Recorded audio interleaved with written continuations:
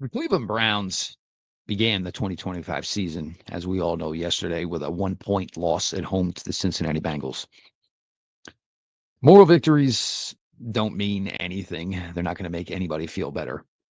But I think your honest belief of where you're at after yesterday's ball game, and certainly, directly as it was ending and a few hours after, I think it all has to do and it all has to come down to what your expectations are for this team. And if you truly see what the plan of the 2025 team is in regards to the present and, of course, the future. Browns 3D on the OBR streaming network begins now.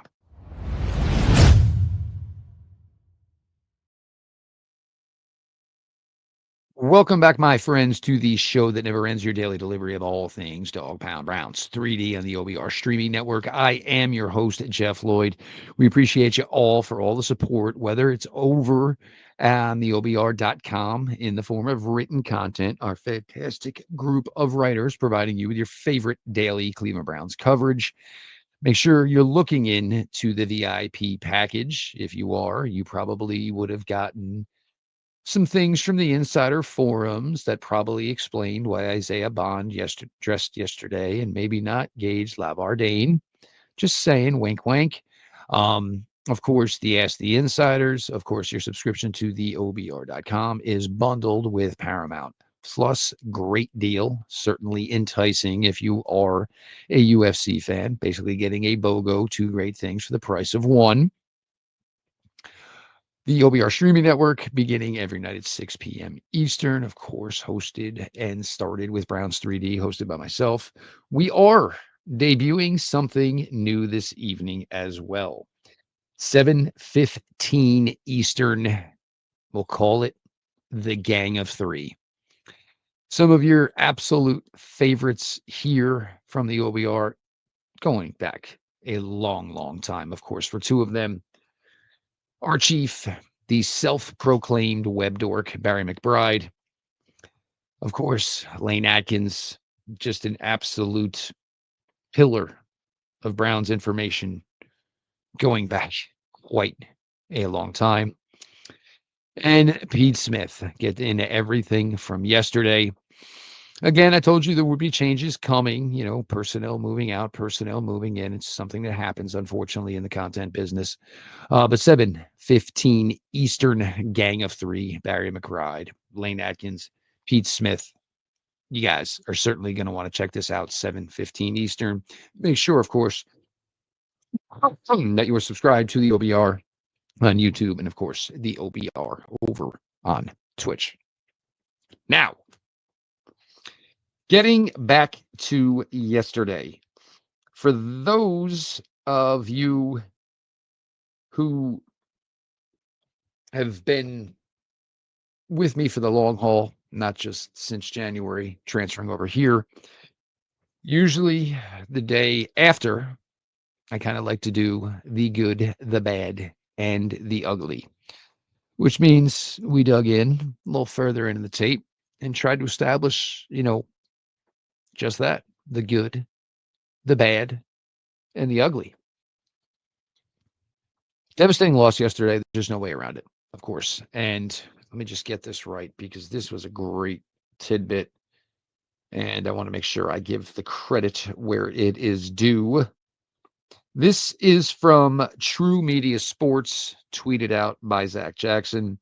Kevin Stefanski is 15-6 in one-score games with no missed kicks. Stefanski is also 8-15 in one-score games with 1+ points lost to missed kicks. In one-score losses under Kevin Stefanski, missed kicks have cost the Browns 2.2 points per game, the most in the NFL. We'll get to the kicking game and certainly some things to wrap your head around there, of course.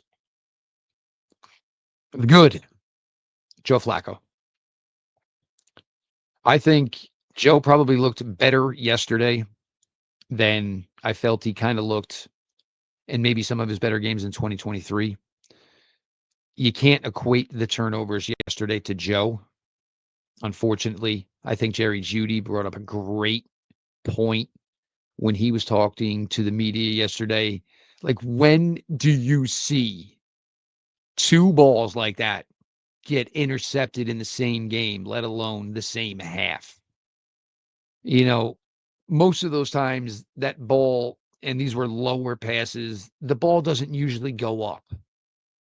The ball usually, ricochets off you sideways. It doesn't elevate and almost kind of knuckleball, just kind of float in the air. Not taking anything away from either Cincinnati Bengals defensive backs. Both of those guys made tremendous plays. But normally the tipped passes that turn into interceptions are high. They're not low. I mean, anybody that played football, you remember doing the tip drill. You were the first guy, you tipped it in the air, the guy behind you hopefully caught it, right? Never do you usually get two balls like that intercepted in the same game. Bad luck. Just terrible luck. But Joe was fantastic, I thought. Did a great job of working the middle. Um, most of Joe's damage was done with, 21-year-old Harold Fannin and 20-year-old Dylan Sampson, kind of out there playing with his, a little bit older than his actual sons, but out there kind of like he was playing with his kids. Certainly drops along with the interceptions were, rough. Harold Fannin, of course, had a key one in the very next down on fourth down. Jerry Jeudy had one. But, Joe Flacco was definitely a part of the good yesterday. Um, Joe, yesterday's loss does nothing from, I know a lot of people feel like maybe the clock is ticking as to how soon the Cleveland Browns, might want to get one of the kids or both of the kids some action. Certainly at this point, you would feel it would be Dylan Gabriel if Shedeur Sanders is the one that's, basically dressing, but the emergency third quarterback, right? I don't see that, you know, changing, as far as, trying to put the pressure cooker on getting these kids in. Joe did nothing to lose the game yesterday. In fact, thought, and I know I said it yesterday with Jacob and Pete and Fred on the post-game show.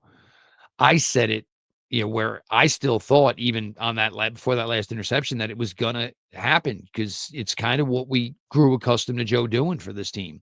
It was a short run, obviously, in 2023, but the Browns seem to always come out on the right side of a ball game with Joe Flacco quarterbacking them. I will emphasize Dylan Sampson's efforts only from the receiving aspect, because we're going to get to the run game, certainly. Dylan Sampson and Harold Fannin by far should have exceeded anyone's expectations in their contributions yesterday as receivers. I didn't think Fannin would be ready to contribute this early. You just don't normally get tight ends who are rookies to contribute that much that early. 7 receptions for 63 yards. What Brock Bowers did last year is not the norm by any means whatsoever. Do I think this is going to be, a normal stat line for Harold Fannin going forward? Oh, no. And even Sampson's work, and a lot of it over the middle and certainly out in the flats. These, for Sampson, certainly checkdowns. For Fannin, there were certainly, targets towards him.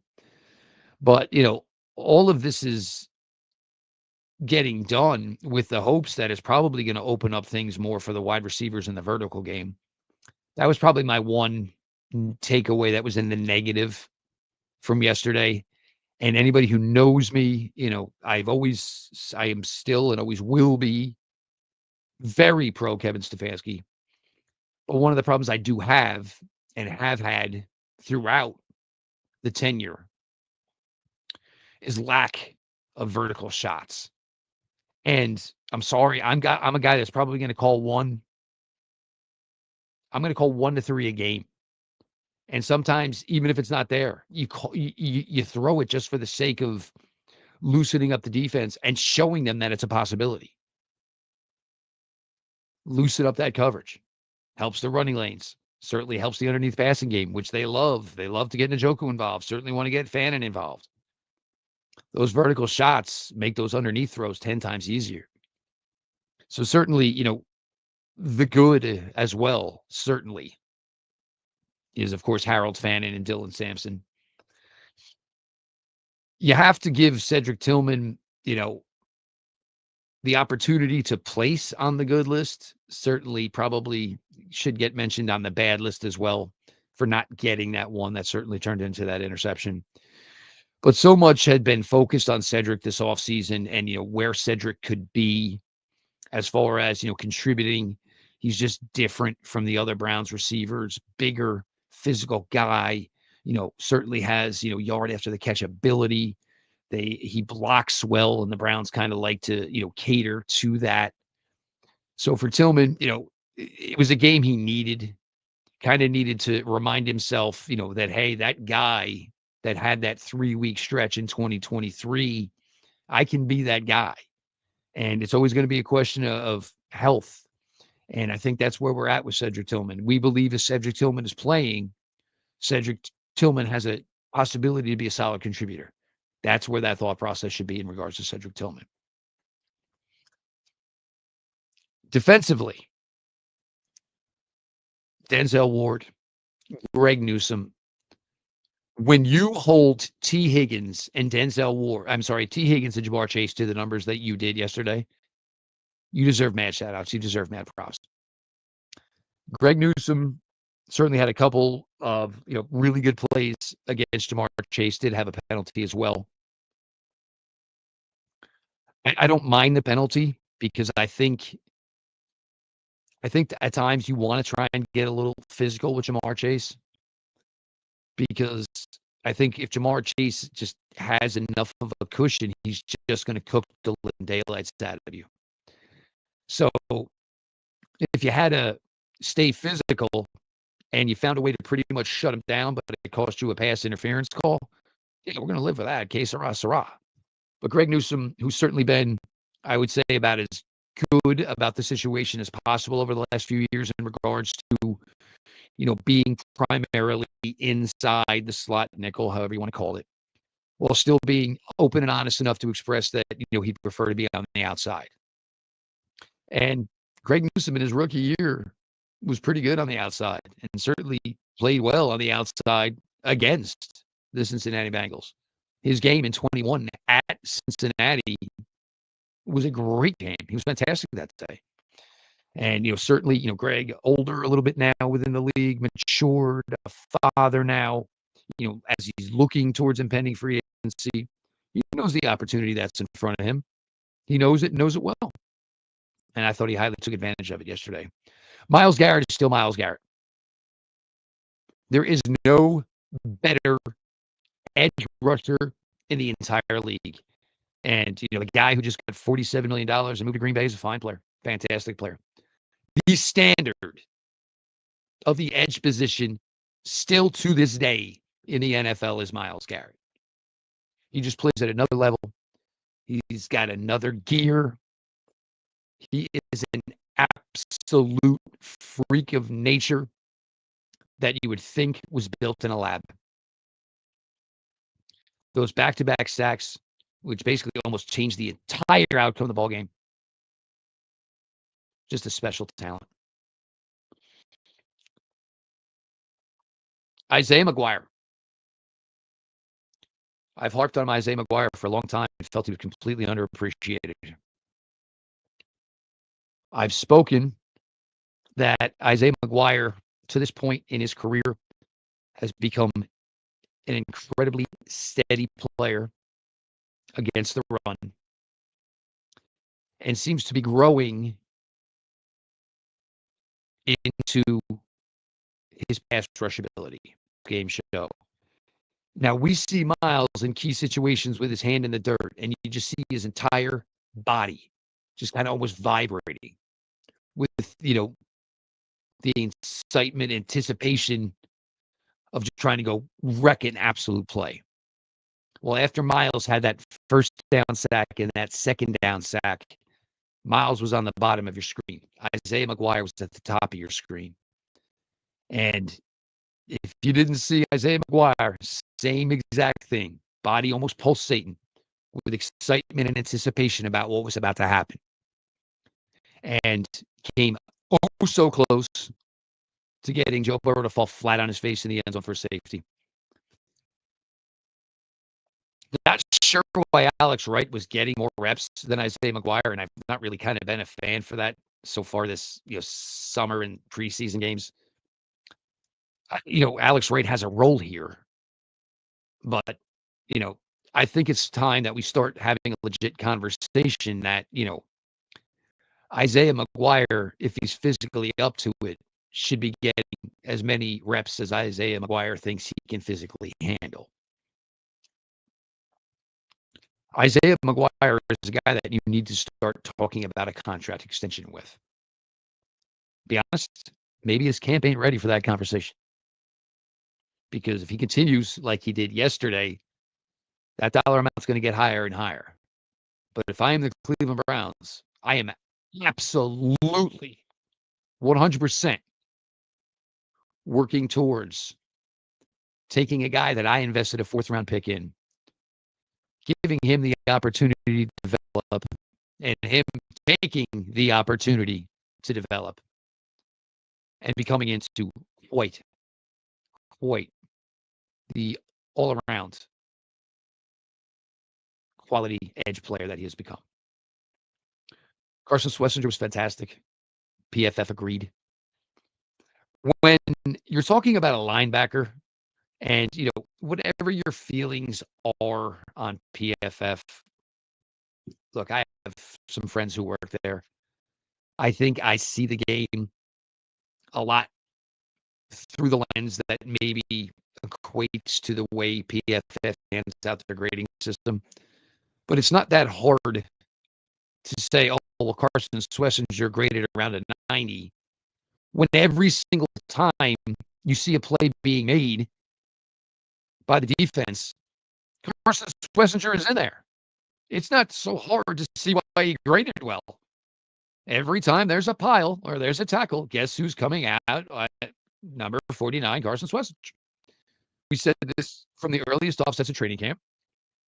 His hat is always run the ball. The Browns actually made it a point to go more physical in training camp because of a guy like Carson Schwesinger. They didn't know how to, find on his back, the half speed, the no contact. Just ain't the way Carson Schwesinger does things. And, for a team that looked like, they had their linebacking room handled, and then, the JOK news broke that, this year was not going to be a possibility. Then, of course, Jordan Hicks retired. I'll tell you right now, that linebacker room didn't skip a beat yesterday.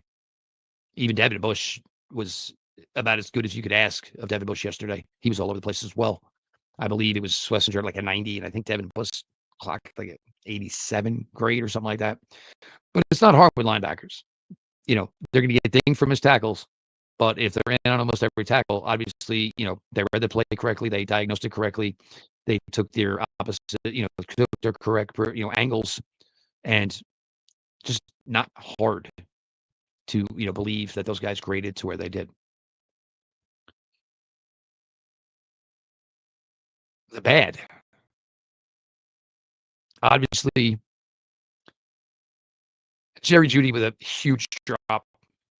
Jerry Jeudy with another drop that led to an interception.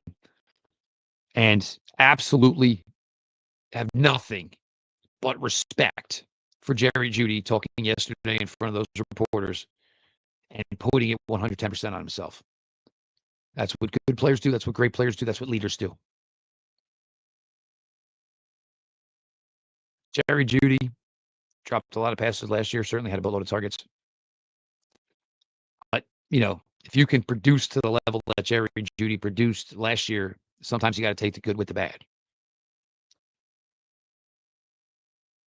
Saw somebody talking, well, he's not a number one wide receiver. Whenever anybody brings that up, and it always chaps my ass, I'm not going to lie.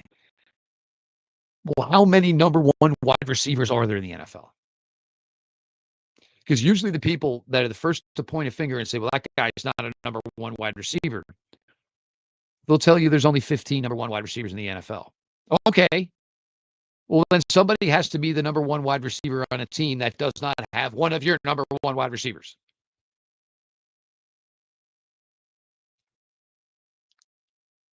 Give this kid a lot of credit. Whatever with the situation that was going on in Denver, that certainly was not working out.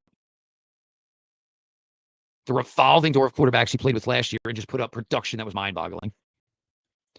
And we're going to make or break on whether or not he's a wide receiver number one after 1 week of finally getting to play with the quarterback who should be steady for him. Miss me with that. The offensive line.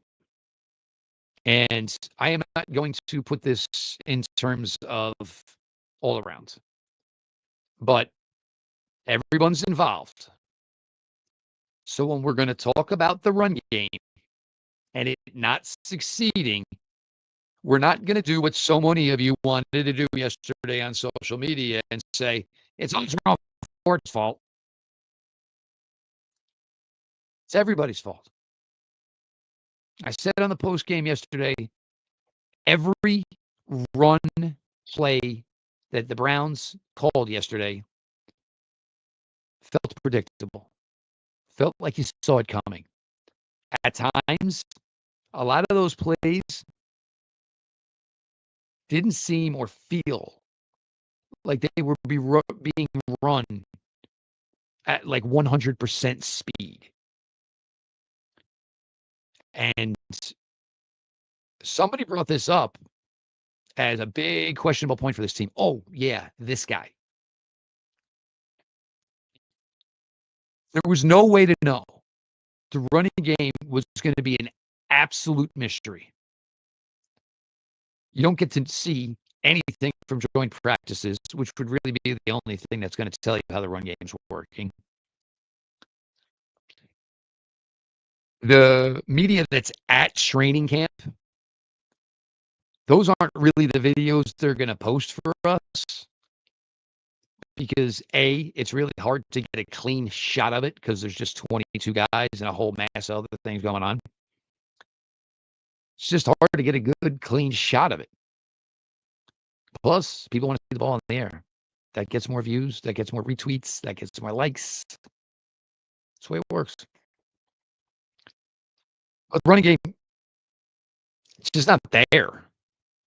And look, there's certainly opportunity for it to improve. I don't know how it can get much worse, to be honest.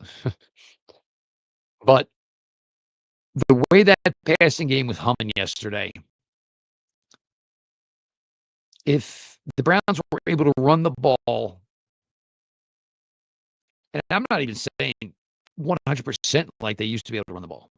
If they could have ran the ball 56% of what we've seen the Kevin Stefanski offense do in its day, the missed extra point would have never mattered. The missed field goal would have never mattered. The interceptions would have never mattered. If the Browns were able to run the ball yesterday, the way they've been capable of during most of the Kevin Stefanski regime, Browns probably win that game 27-17. They relied on the pass yesterday. That was the best option they had. I don't disagree with it. But as we know, when Coach Kevin Stefanski's offense is working and clicking on all cylinders, the run game and the passing game are essentially married at the hip. And they, kind of ride or die together. Quinshon Judkins ain't going to fix this all by himself. And I've seen so much of that. I'm not here to defend Jerome Ford. No, didn't play well yesterday. Even though I am a guy who tends to defend Jerome Ford. And if Dylan Sampson is going to be able to contribute like he did yesterday as a receiver, I kind of told you guys, and I kind of believe that Dylan Sampson was going to be a guy where the touches were going to be maybe, 12 to 15, 13 to 16. So if they're going to flip it to him, throw it to him like they did yesterday, there's probably not going to be a lot of straight traditional run carries for Dylan Sampson. He's going to get some, sure.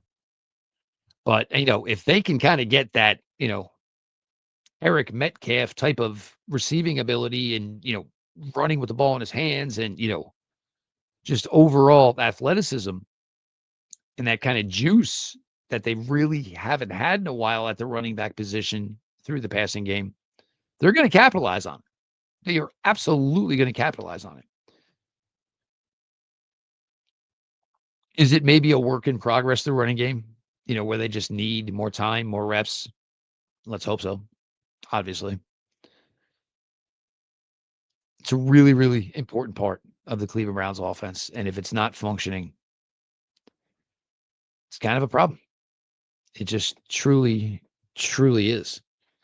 So the Browns running game definitely needs to obviously get back to what the expectation is. I know it seems odd to say there wasn't really a lot of bad yesterday. Certainly some missed tackles, but I mean, how can you stand here and point the finger pretty much at anything at all from what the Cleveland Browns defense did yesterday?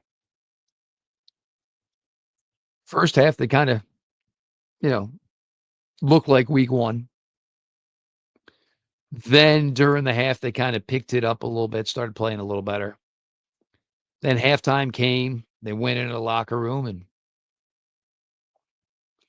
of course, Jim Schwartz went to work, and they just came out in the second half and just were absolutely a bunch of just, Smithers released the hounds. The dogs were loose. Really impressive showing. There's just no way around it.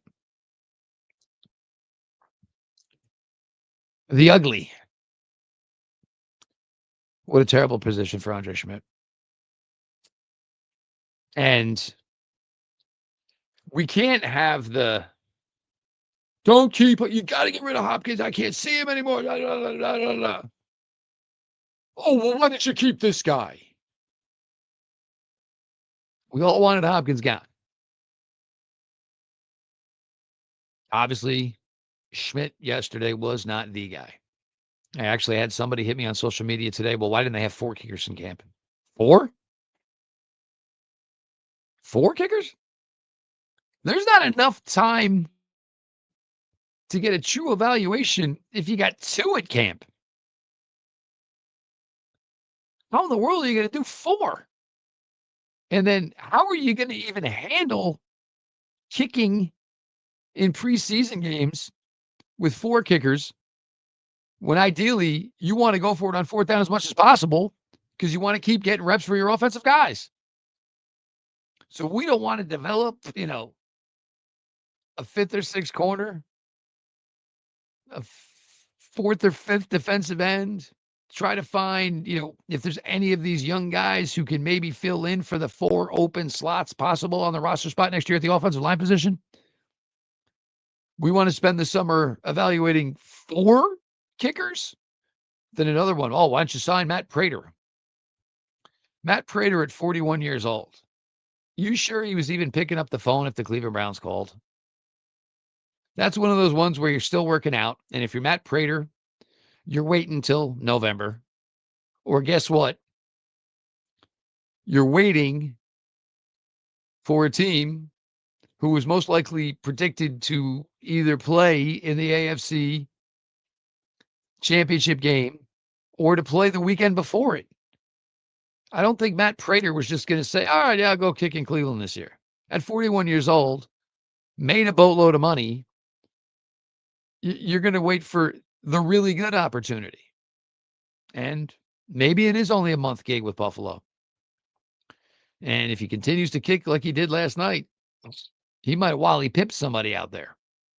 But if he didn't, yeah, if the record's good enough and Prater wants to continue this season, you make that call. I don't think he was just going to, leave sunny Arizona and all of that just to say, I think Matt Prater went for a job he felt was special currently. He wasn't just leaving for any job. The good, the bad, and the ugly. Tough loss, of course. I can understand everybody being upset, the rawness of it at the time, the emotions. And the fact that I think Joe kind of gives us all that maybe sense of security that he was going to pull out. But, I've heard things from some people. Oh, this isn't a very good football team. Really? You're telling me that team you saw yesterday outside of the kicker position didn't look like a really good football team? What did I miss? This team is young. It's got youth everywhere. And it was all out on display yesterday. And in a very, very positive way. Again, make sure you're sticking around later. Obviously, debut of a new Monday night show. Barry McBride, Lane Atkins, Pete Smith, the Gang of Three, 7:15 Eastern live. Make sure you check all that out. Thank you all for supporting us here with the written content on the OBR.com. Definitely get yourself that VIP package. Insider Forums, Ask the Insider. It bundles with Paramount Plus. Too many sweet things to ignore. Jump all over that, of course. And for everybody who supports us here, nice turnout yesterday, of course, for the post-game show. Sadly, the one thing we can't control is the outcome.